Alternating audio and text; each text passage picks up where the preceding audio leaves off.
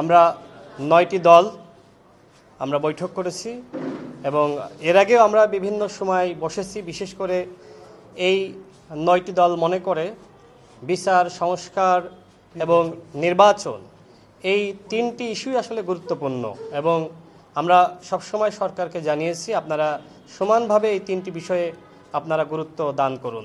বিশেষ করে ঐক্যমত কমিশনের যে বৈঠক হয়েছে সেই বৈঠকে আমরা এখানে যে ৯টি দল আছি আমরা সবসময় সংস্কারের আলাপটা তুলেছি। আমরা বলেছি যে ভিন্নমতকে যতটা ঐক্যমতে নিয়ে আসা যায় সেটি আপনাদের সফলতা। বিশেষ করে আমি নিজে ঐক্যমত কমিশনকে বারবার বলেছি যে কমিশনের স্বয়ং প্রধান উপদেষ্টা সেই কমিশন শুধুমাত্র সুপারিশ করতে পারে না, এই কমিশন একটি সিদ্ধান্তে আসতে পারে। কিন্তু আমরা দেখলাম যে শুধুমাত্র সরকারের কাছে একটি সুপারিশ করা হয়েছে এবং ৯ মাসের যে আলোচনা সেই আলোচনার কি সিদ্ধান্ত ছিল সেটিও আসলে সরকারের কাছে তুলে ধরা হয়নি, যে কারণে অনেকটা রাজনৈতিক অঙ্গনে এক ধরনের বিভাজন আমরা লক্ষ্য করছি।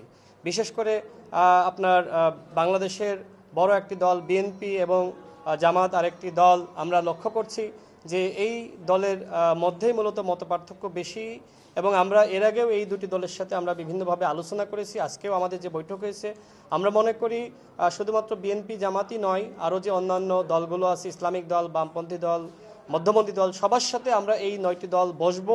আমরা আশাবাদী অবশ্যই একটি সমাধান হতে হবে। আমরা মনে করি যে নির্বাচনের কোনো বিকল্প নাই। সংস্কারের একটি গুরুত্বপূর্ণ উপাদান হলো নির্বাচন। যথাসময়ে নির্বাচন হতে হবে। বিশেষ করে আমরা এর আগেই বলেছি যে গণভোট এবং জাতীয় নির্বাচন একই দিনে হওয়া দরকার। এনসিপির পক্ষ থেকেও তারা খুব ফ্লেক্সিবল পজিশনে আছে। আমরা অন্য দলগুলোর প্রতি আহ্বান রাখি, যেহেতু নির্বাচনের মাত্র ৩ মাস সময় আছে, সুতরাং দুটি নির্বাচন কোনোভাবেই বাস্তবসম্মত নয়। তো আমরা অনেক গুরুত্বপূর্ণ বিষয়ে আমরা ঐক্যমতে পৌঁছেছি। আমরা আশাবাদী বাকি আরও দলগুলোর সাথে আমরা বসে আমরা একটি ন্যূনতম ঐক্যমতের জায়গায় এসে আমরা একটি নির্বাচনের দিকে যেতে পারব।